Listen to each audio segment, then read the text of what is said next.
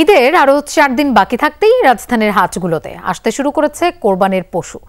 দামও কিছুটা স্থিতিশীল, তবে হাটগুলোতে ক্রেতার সংখ্যা খুবই কম। বৃহস্পতিবার দুপুর থেকেই হাট জমে উঠবে বলে আশা করছেন পাইকাররা।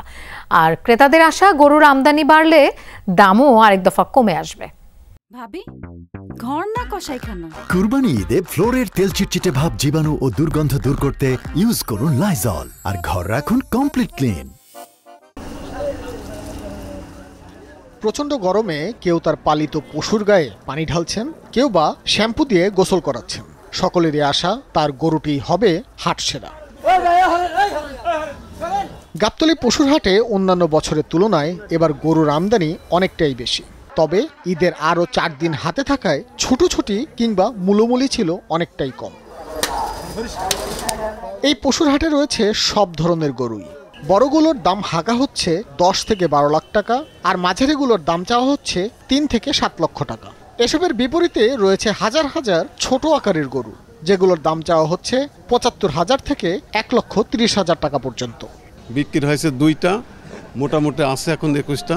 দাম খুব একটা খারাপ না, মোটামুটি ভালো আর কি। এখনো তো বাজারে মানুষের সেরকম ক্রেতার আনাগোনা দেখছি না, এখন দেখা যাক, ভালো কিছু আশা করছি। দাম দর হইতেছে, দেখতেছি বাজার কালকে ছাড়বো আর কি, বা আজকে ছাড়বো। ঢাকা আসবে, ঢাকা কোনো কাস্টমার নেই, ঢাকায় কেজন আসবো?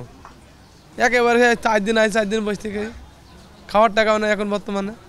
সোমবার এই হাটে বাজার পরিস্থিতি বুঝতে এসেছিলেন অনেকেই। ছোট গরুর দাম কিছুটা বেশি চাওয়া হলেও তা কমে আসবে বলে আশা ক্রেতাদের। গরু কিনলো এটা 1,55,000। কত আশা করছিলেন?